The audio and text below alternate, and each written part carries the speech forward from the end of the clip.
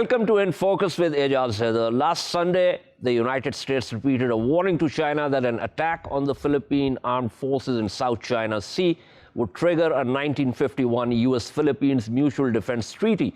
U.S. Secretary of State Antony Blinken's statement, a clear shot across the bows of China, came on the 5th anniversary of a ruling by an international arbitration tribunal which dismissed China's claims in the South China Sea, what is sometimes called the 9-dash line. The United States reaffirms its July 13, 2020 policy regarding maritime claims in the South China Sea, Blinken said. He was referring to the rejection by the former President Donald Trump's administration of China's claims to offshore resources in most of the South China Sea. Blinken has made the point before, including during an April 8th conversation with the Philippine foreign minister, in which the State Department said he reaffirmed the applicability of the treaty to the South China Sea. Let's get right into our discussion. I'm joined by Andrew K.P. Leung, chairman of Andrew Leung International Consultants and an independent China strategist, Dr. Elizabeth Laris, professor and department chair of political science and international affairs at the University of Virginia, and Ali Sultan, lawyer and international law expert. Before I get to the panel, simultaneously, there was this incident in which the Chinese military said it had driven away a U.S. warship that had illegally entered Chinese waters near the Parasil Islands on Monday. So this happened yesterday. This is a day after Blinken's warning to China. And this was the USS Benfold, and according to the PLA Navy, it had entered the Chinese waters illegally. And the plan statement said, "We urge the United States to immediately stop such provocative actions." Now, interestingly, also this reference to the 9-dash line, we'll try and put up a map of it on our screens. So this is not generally not referred to by China. There have been 5 or 6 occasions when this term has been used by China, but it basically it's used more outside of China. It was presented in 2009, and China asserted that it has indisputable sovereignty over the islands in the South China Sea and the adjacent waters, and enjoys sovereign rights and jurisdiction over the relevant waters as well as the seabed and subsoil thereof. And this, following the publication of the map, China and the Philippines engaged in a standoff at the Scarborough Shoal in 2012. It still is a problem. The Scarborough Shoal is a problematic area and a bone of contention between the Philippines and China. A Philippine Navy surveillance aircraft detected 8 Chinese fishing vessels near the Scarborough Shoal. This was on April 8, 2012. And so there were a number of other sort of events, and then the Philippines took this issue to the arbitration tribunal, which basically, the matters that it adjudicated had to do with the relief sought by the Philippines. And then there's China's response. It never was a part of the proceedings, but it obviously rejected it. And so on and so forth. And that's why we have Ali Sultan with us on the panel to actually explain to us what happened. But let me first bring in Professor Laris here. Professor Laris, would you consider Mr. Blinken's statement as the usual pro forma statement, signaling of the United States commitment, or should we read something more into it? I wouldn't be reading too much into this. It was a written statement on the 5th anniversary of the decision of the tribunal, which repudiated China's claims to the waters and the resources in the South China Sea. So the timing was not unusual. There wasn't anything imminent that prompted it. There have been a number of incidents where the Philippines has come to the United States or has said, hey, these Chinese ships are preventing our fishermen from getting to our historical, fishing grounds. Back in March of this year, about 200 Chinese ships were tethered together in a few lines in what Philippines considers to be its 200-mile exclusive economic zone. And that was probably one of the biggest issues that had risen.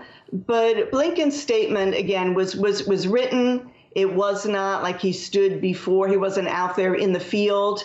And it was reasserting a commitment. What I think was interesting is, of course, Blinken works now for the Biden administration. He actually, at the same time, reiterated the Trump policy that the United States would, abide by the tribunal ruling, and that, of course, we have a 70-year mutual defense treaty with the Philippines, and that if China were to be aggressive against Philippine naval or public vessels, then that would invoke the mutual defense treaty. Right. Now, a couple of things before I get to Mr. Leung on this. The issue is that while China is a party to UNCLOS, the United States is not. And we have seen in the last few years, the US, and it's not just in relation to China, also in relation to some of the allies, excepting Australia and Canada, the US Navy has been rather aggressive in terms of exercising what it calls the right of innocent passage through waters, which it thinks where different states, including allied states, are kind of pushing their sovereignty beyond what the United States thinks they should. So that's one thing. I would like to get your take on that. Secondly, as I said, the US is not a part of UNCLOS. Secondly, do you think it's a coincidence that the very next day plan claimed to have driven away USS Benfold? We know that USS Benfold was there because the US Navy said that it was only exercising the right of innocent passage. It's true, the United States is not a signatory to UNCLOS, though the United States abides by it. China did sign it, and when it signed UNCLOS, it gave up its historical rights to its claims in the South China Sea. That was one of the issues that was brought up by the arbitration 5 years ago, that the areas of the water within that so-called 9-dash line, or if you look at it, Chinese refer to it historically as the cow's tongue, because it looks like a cow's tongue, that those were historic waters, but China gave those up when it signed UNCLOS. Now, the United States certainly is very active in the Pacific. Certainly, Washington does not say that the U.S. is aggressive, but ships are allowed to make friendly passage, and it's passing through waters that are disputed among 6 different parties, but China says this historically belongs to us. And so it's primarily China that takes exception to U.S. friendly passage. Regarding the USS Benfold, the Pentagon has yet to come out and actually say that the account is true, credible. They've been rather mum on that issue, perhaps because they don't want to escalate the situation. Right. As a matter of fact, you might recall some time back, India was also fairly agitated when one of the U.S. vessels exercised what the U.S. Navy said. And in fact, they came on the record as saying, and I think that was something which embarrassed the Indian government, and they said we were exercising the right of innocent passage. But Mr. Leung, how do you look at this? I mean, Professor Laris is saying it's kind of, it dovetailed with the 5th anniversary of the tribunal decision. It was a written statement, so we should not read too much in it. And I would tend to agree with her there. Nonetheless, the issue of the so-called 9-dash line and claims of other littoral states remain. So the issue is alive and burning. Well, as you pointed out, the so-called line kind of dispute or claims has been lying relatively low as far as China is concerned. It hasn't given up its historical influence over the line. But I think that China is very, very strong in defense of its claimed sovereignty of these islands based on historical records. Now, the Independent Arbitration Tribunal did not arbitrate on sovereignty, but it arbitrated on the claim of territorial waters, the 200 miles thing. And of course, the tribunal verdict was handed out in China's absentia. China did not take part in this arbitration. It did not recognize it, but nevertheless, that was the verdict. Now, as far as Philippines are concerned, of course, the attitude towards China, the relationship with China, has almost completely changed under President Duterte. Duterte, of course, admits, strongly defends openly his own territorial claims, but on the quiet, as it were, is developing a kind of understanding with or accommodation with the Chinese, bearing in mind that Philippines' continuing reliance on China, and also not so long ago, Duterte was sounding rather unfriendly towards the United States. So that was another dimension we should bear in mind. Now, as far as the freedom of navigation is concerned, of course, in the eyes of the Chinese, there is never any problem with freedom of navigation as far as commercial shipping, ordinary the routes or the sea lanes of communications is concerned, because the South China Sea is a very important conduit for China's economic lifeblood. China relies on the shipping lanes to be free and open so that it can import a lot of much needed raw materials, oil, gas, minerals from all over the world. And it's just in China's own interest, if not survival, to keep it free and open. But on the other hand, because of this great power rivalry, the South China Sea is a very important card for the United States to play. And then at the 5th anniversary, it's trying to revive some of the more defendable kind of accusations against China, relying on this arbitration verdict, and also keeping the ritual of this so-called freedom of the navigation operations. But I think that neither China nor the United States can afford a hot war. So both sides are watching. No, we're not even going. Leung, sorry, I interjected. You see, the point is, and we have talked about this before also on this program, and the Chinese side and Chinese expert who appear on my program have always pointed out that this is nearly $5.3 trillion of trade, extremely vital for Chinese economy, a point that you've just made also. However, the issue is a little more than freedom of navigation. It's also about claims of other littoral states, Vietnam, Malaysia, Indonesia, Brunei, the Philippines, and of course, Taiwan.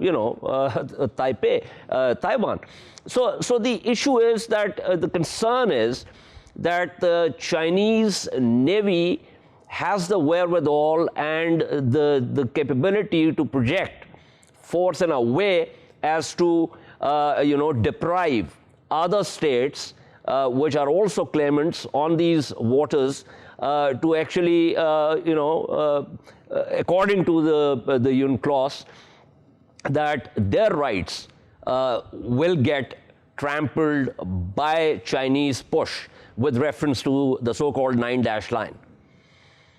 You rightly pointed out there remain a considerable dispute between the various claimants, not quite a lot of countries are involved, but not every country is involved, and some countries are involved more than the others. And I think that most of the Southeast Asian neighbors, they think that it's not just only trade or territorial claims, and then they realize that they have to depend on China for their economy. But this does not mean that they want to sweep the whole thing under the carpet. I think that all the Southeast Asian nations and China's neighbors have been addressing this in the context of the ASEAN framework. And they're still talking about the conduct, the code of conduct in the South China Sea.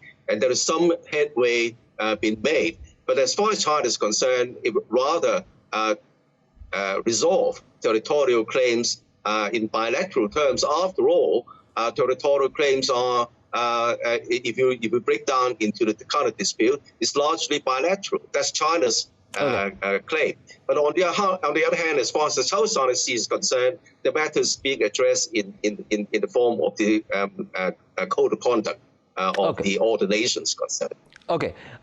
Stay with me, Myung. Before I take what you said to Professor Laris, let me pull in Ali Sultan here. Ali Sultan, as Professor Laris indicated, one of the matters that was discussed by the tribunal had to do with historic rights and the so-called 9-dash line. And the finding was that, A, there was no evidence that China had historically exercised exclusive control over the islands and waters of the South China Sea. And secondly, which is the point that Professor Laris was making, that any pre-existing historic Chinese rights were extinguished to the extent they were incompatible with the law of the Sea Convention. So give us a sense of, the findings of the tribunal. And as I said, China never participated in it, and of course, China rejected it and continues to reject it. Well, Charles, look, the first thing to remember here is that even the jurisdiction was very fiercely contested by China, which never accepted the jurisdiction of the Permanent Court of Arbitration, which is where Philippines unilaterally took its claims to.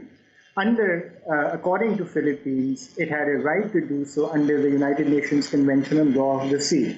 Now, China's position has always been that it has submitted a declaration to the dispute settlement mechanism of the UNCLOS that issues of territorial sovereignty are outside the scope of UNCLOS. So for China, the historic claims are really about sovereignty over Paracel and Spratly Islands, which they trace back to the Ming dynasty. So it's not really about the waters as such. What China says is that it has territorial sovereignty over Spratly and Paracel Islands because of this historic right that it traces back to the Ming dynasty. And then, because it has sovereign rights over those islands, then it is entitled to draw, those territorial waters, exclusive economic zones, and continental shelf from those islands under the United Nations Convention on Law of the Sea. Now, Ali, hold on. So I completely agree with what you're saying, but the tribunal and other experts seem to think that once China signed the UNCLOS, then to the extent of this new multilateral legal framework, any previous historic rights stand extinguished. That is correct. But to get there, that has to do with the merits of the claims. I'm first of all trying to explain how contentious even the exercise of jurisdiction was in this case. And right. China had the support of around 60 to 70 countries which sided with China. And then, of course, the rest of the world was of the view that the Permanent Court of Arbitration can exercise the jurisdiction, which is what they did. And once they had exercised the jurisdiction, then, of course, Philippines had submitted 15 submissions. The Permanent Court of Arbitration only looked into 7 or 8 of those submissions. And the main findings, in addition to what you've been saying and what Professor Laris rightly pointed out, that UNCLOS has no scope as far as historical waters are concerned. The word historical waters is not used even once in the text of the United Nations Convention on Law of the Seas. And China participated very vigorously in the negotiations of the UNCLOS, and it never objected at the time or never brought up these historical claims at the time. So there is that argument, which has some merit. Now, in addition to that, what the Permanent Court of Arbitration ruled was that these islands were naturally uninhabitable, so it wasn't possible to extend territorial waters and economic exclusive zones out of artificial islands. So that was another setback for China. And then the Permanent Court of Arbitration also gave Philippines fishing rights around the Scarborough Shoal area as well. So on the merits, the ruling was really a setback for the Chinese position on many levels, which is why they rejected it. I would also like to point out that there are parallels which are drawn between this case and the Nicaragua case, which is where the U.S. actually refused to comply with an ICJ decision. So China, the point is that U.S. would have much more credibility in relying on this arbitration had it itself also complied with the ICJ judgment in the Nicaragua case. And so right. That's another thing to remember. Right. That's a interesting point. I'm going to take that to Professor Laris. But Chinese rejection came on 19 February 2013, and this was through a diplomatic note to the Philippines. And China noted, and I'm quoting from the note, the two countries have overlapping jurisdictional claims over parts of the maritime area in the South China Sea, and that both sides had agreed to settle the dispute through bilateral negotiations and friendly consultation. Professor Laris, so Ali has brought up, that has more to do with the moral weight of the issue, the Nicaragua case, where the United States refused to accept the ICJ recommendations and verdict. So it seems to me that at the end of the day, it's more about realpolitik, more about power projection than the legality of things.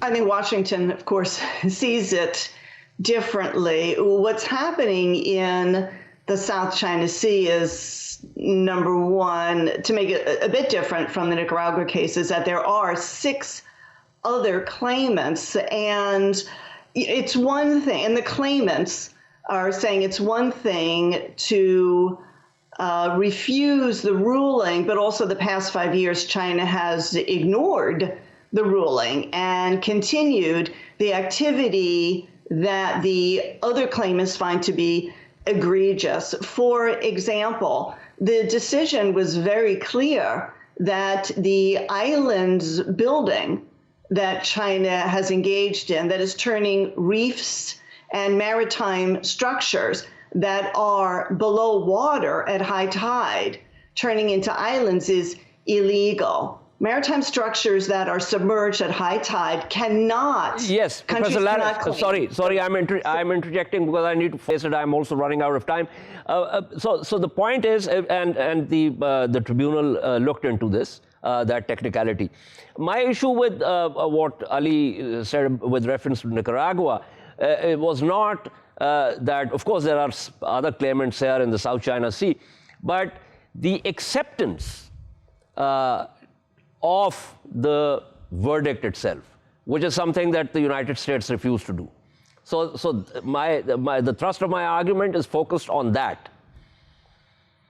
Right, right. Well, yeah. The problem with these types of rulings is there's no enforcement behind it. It's up to the countries then to monitor their own behavior. So UNCLOS, the UN doesn't have a military. So these things can be difficult to enforce. Hence, you come up with statements 5 years later by the United States, Canada, European Union saying that, China is being aggressive and that other countries are having a problem with this.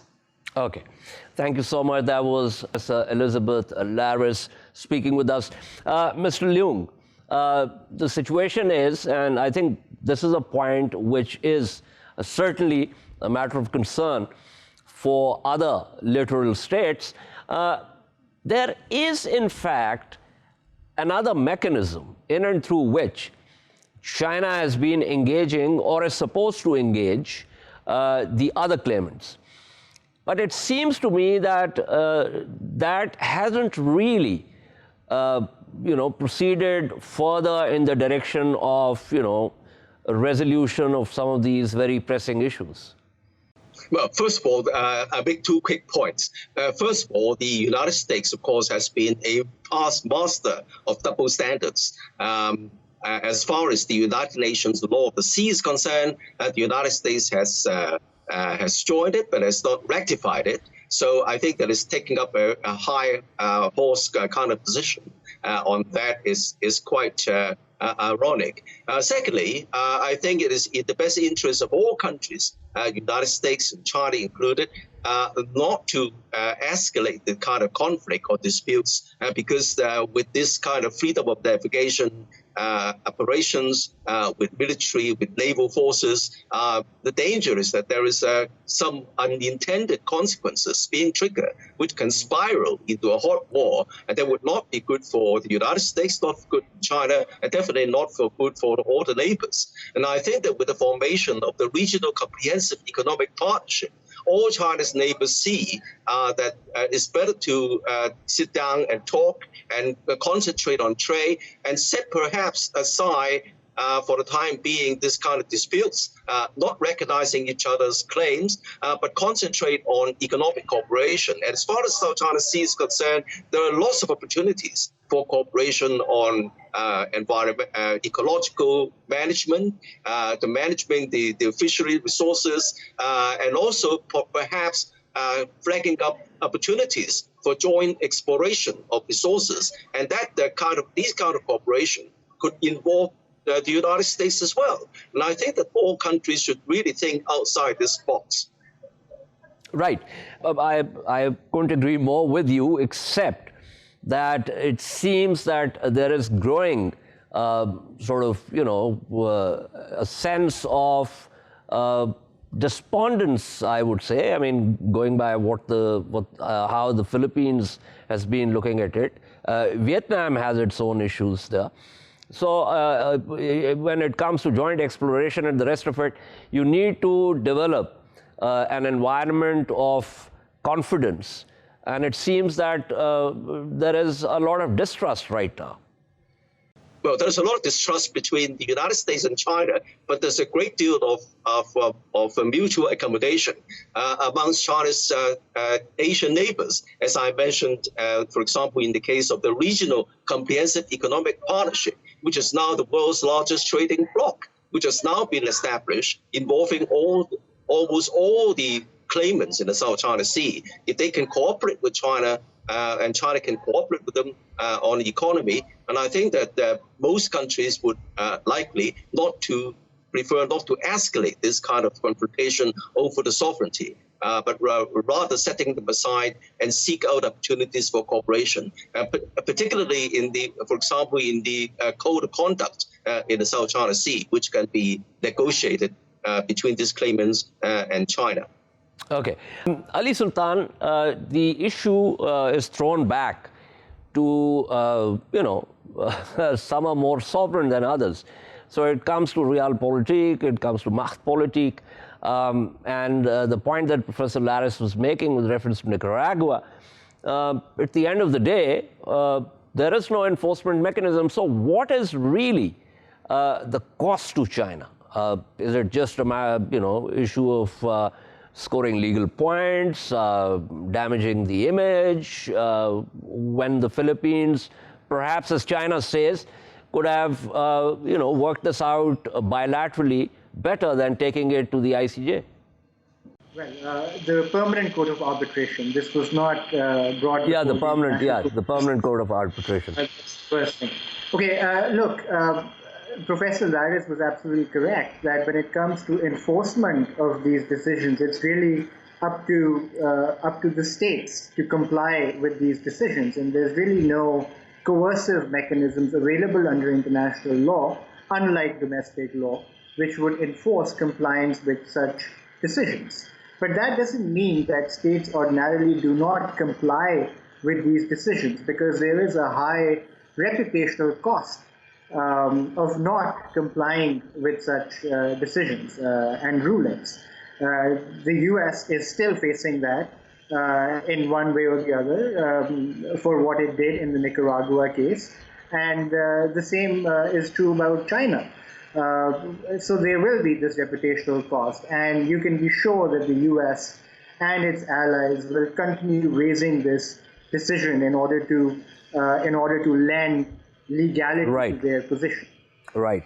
Thank you, Andrew K.P. Leung. Thank you, Ali Sultan. Joining me now is Bustanul Arifin, who's a lecturer in international relations, President University in Jakarta. Mr. Arifin, very quickly, we're talking about, of course, the U.S. Secretary of State Antony Blinken's statement on the 5th anniversary of the Permanent Court of Arbitration's verdict in favor of the Philippines, and generally the situation in South China Sea with other claimants. So give us a sense of how you look at the issue and whether it's better to bilaterally or within the region multilaterally try and work this out with China, or is it better to involve outside powers and other legal frameworks? I think this is a very classic issue in Southeast Asia, I think, and then especially in Pacific regions. And this is not a new issue for international politics, I think.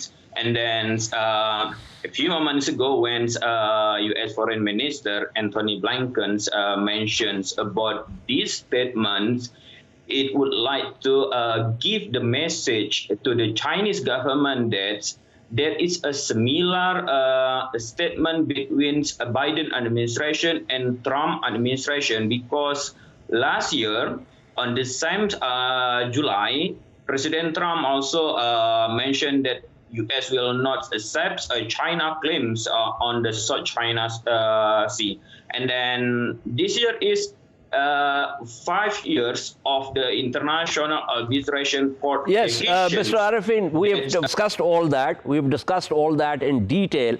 Very quickly, how does Indonesia look at, Chinese 9-dash line and China's claims? No, actually, the Indonesian government position is very clear on the 9-dash line that Indonesia will not accept these 9-dash lines, because Indonesia, together with ASEAN countries, and they have rejected the claim from China, and then because there are 5 Southeast Asian countries involved in this dispute, Indonesia tried to choose the smooth position, because Indonesia is not a country that have direct involvement in this dispute. Although last year there is significant clash between Indonesia a little bit with China on the Natuna Island, but on this position, Indonesia would like to avoid direct confrontation with China, because Indonesia would like to see economic benefit. And so Indonesia, what you're saying is Indonesia has to balance the economic relationship with its own claims in South China Sea. Thank you so much. That was Bustanul Arifin speaking with us. We shall take a short break and return to discuss an abominable app created by right-wing Hindus to offer Muslim women on sale. Stay with us.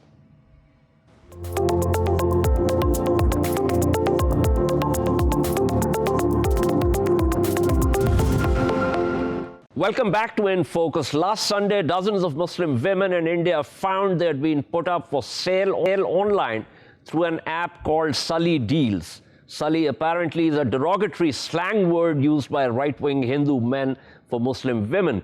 The app pretended to offer users a chance to buy Muslim women. There was no real sale of any kind. The purpose of the app seemed to degrade and humiliate. GitHub, the web platform that hosted the open source app, shut it down quickly following complaints. We suspended user accounts following the investigation of reports of such activity, all of which violate our policies, the company said in a statement.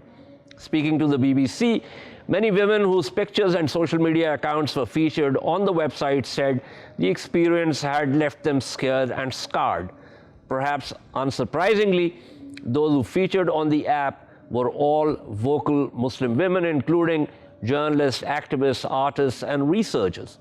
A few have since deleted their social media accounts, and many others said they were afraid of further harassment. To discuss this further, I'm joined by Rochana Majumdar, Assistant Professor of Cinema and Media Studies, South Asian Languages and Civilizations at University of Chicago Global, Hannah Zuberi, Editor-in-Chief of MuslimMatters.org. She leads the DC office of the human rights organization Justice for All, and Dr. Ritumbra Manovi, lawyer, lecturer at the University of Groningen. Let me begin with Dr. Manovi here, who's a lawyer and also teaches at the University of Groningen. So give me your first sense of this absolutely abominable app that was used for an equally obnoxious purpose. Absolutely horrific, Ijaz, to say the least. This came to light from a Twitter thread, and a lot of us were absolutely horrified that such act would take place in a country which boasts itself to be a democratic republic and a constitutional republic on top of that. And it is absolutely condemnable, and I can't even fathom that how pained these Muslim women might have felt, how fearful they might have felt after being auctioned like this on an app. It is just not right. You see, it's just an act which is meant to derogate the woman. It's meant to take away their agency, and it is absolutely unacceptable in our modern society. So this obviously, I'm assuming, comes under the mischief of a number of laws and is basically a criminal offense.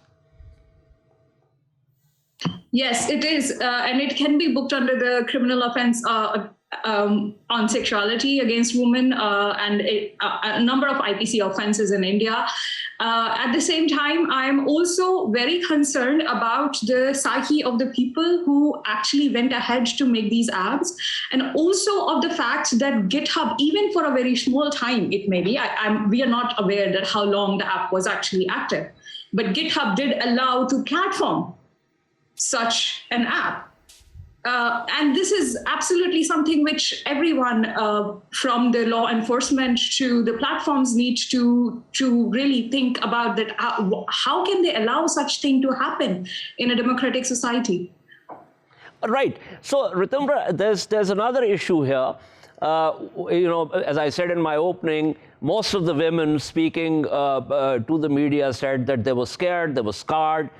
We also know that even simple trolling on Twitter can be extremely problematic for the person who's being trolled. And to have your picture and to have so this is also an invasion of one's privacy in ways that are absolutely, horrific. Yes, Ijaz, exactly. And on top of it, like the women in India, they don't only receive such threats online, but they also get doxxed for speaking up, right? Like we have seen episodes of also Rana Ayub, Saurabh Bhaskar in the past, which are a bit more famous, who have been absolutely doxxed on social media for speaking up. And this particular episode of Sulli Deals, it's just shameful. Right.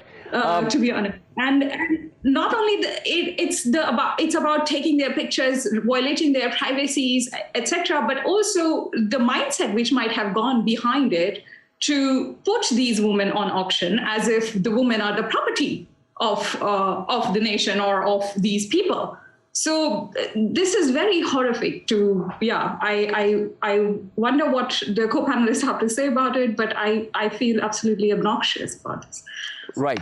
Let me take this to you, Professor Majumdar. In our opening, I said that this is absolutely obnoxious, and the app is an abomination, frankly. And it's got nothing to do with ethnic differences or the fact that this was about Muslim women. It's simply a degradation of women per se.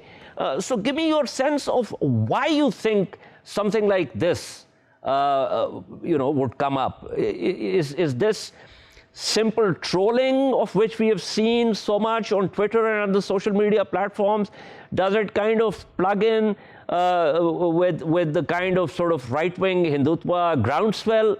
How would you define this? Well, I think that this is gender-based violence, and the presence of the internet and of social media has just made it progressively worse, and it's becoming a bigger threat, I think, to the security and safety of women across the world.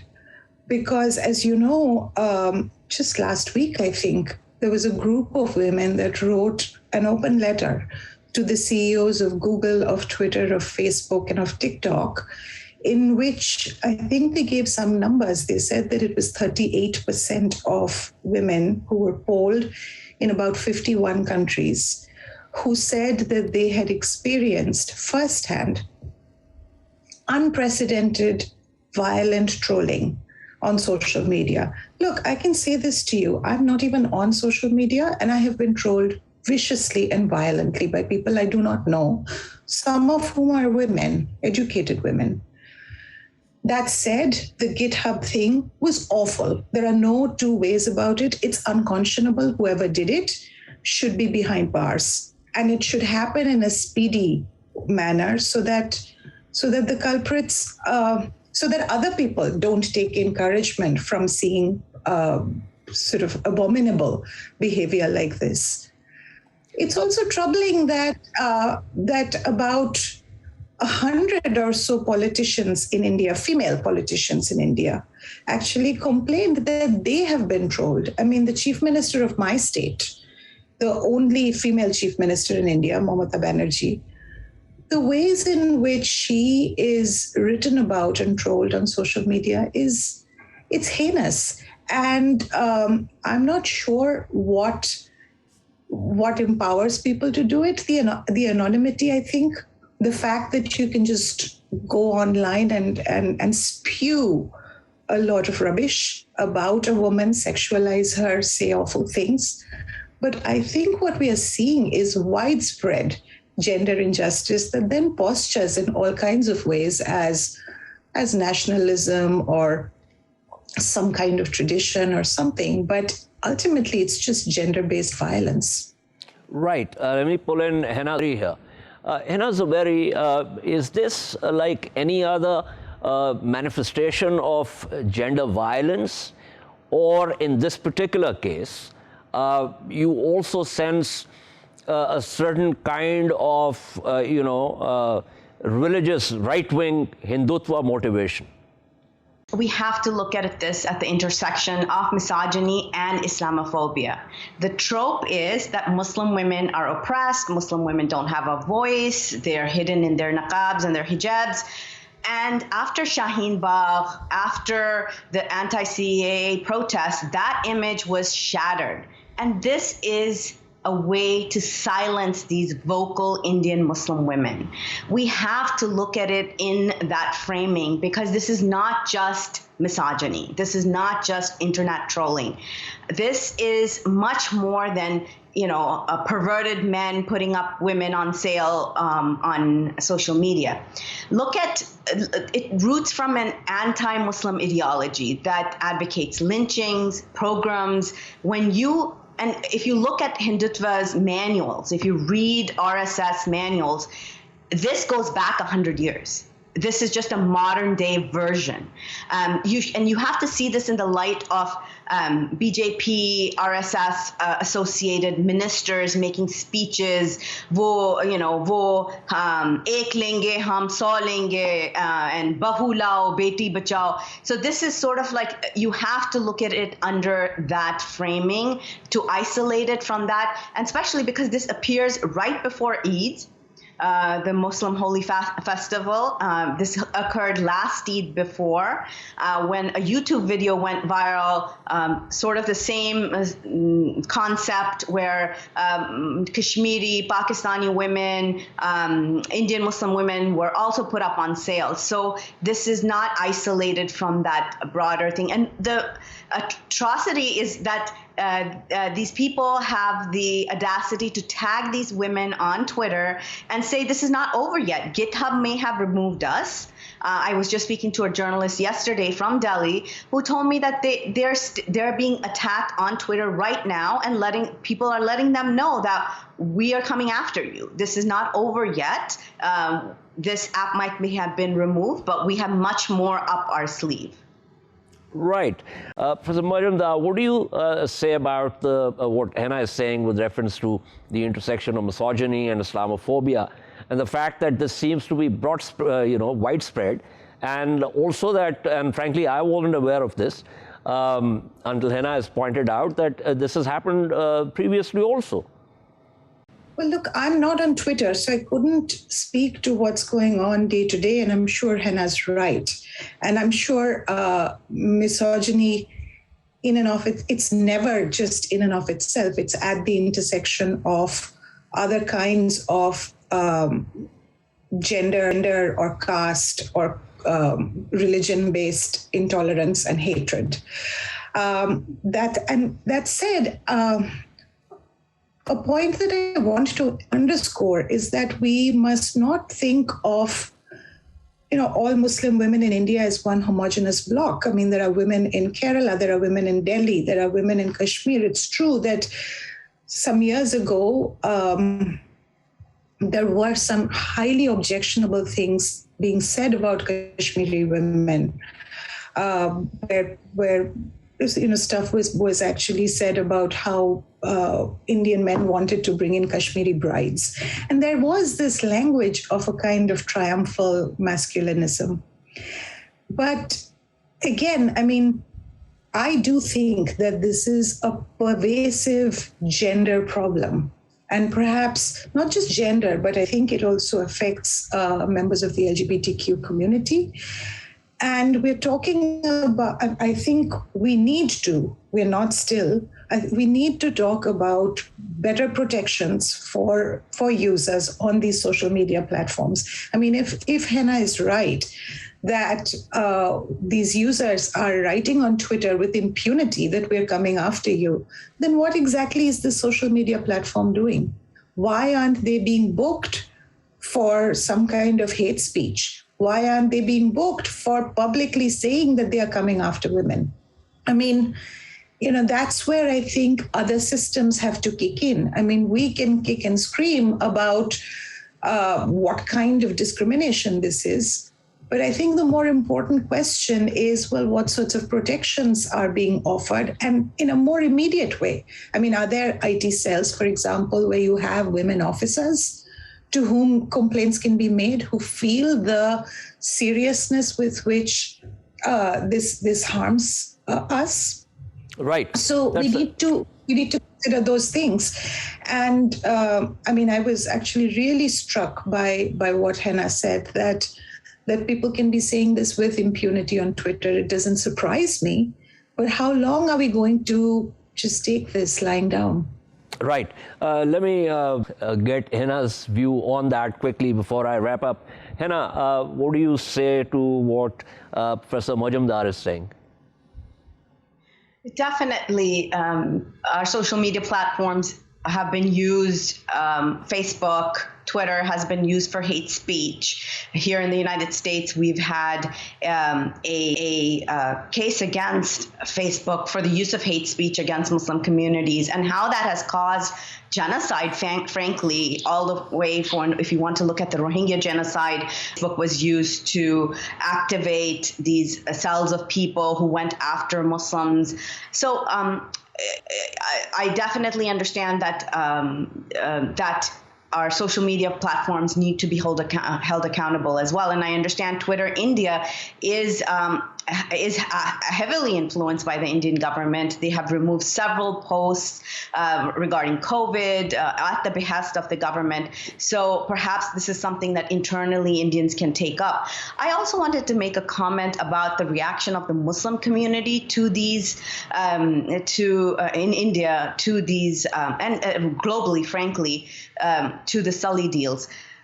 The tone and the policing of women that was taking place, instead of uplifting their women in the name of protection, we're seeing a lot of unsolicited advice about, oh, don't put up your pictures, don't be vocal, why do you need to talk about this? And this is frankly something that I find abominable. Like, why are you telling these young women to stop living their lives just because that there are horrible, dangerous people out there who could end up, frankly, at their doorstep, but you're killing them before they do, right? You're killing their voices by policing them. So I feel like that is something that I would, like to say to Muslim men and the Muslim community, is that support your women, support them when they are being attacked by uplifting their voices instead of trying to silencing them. Right.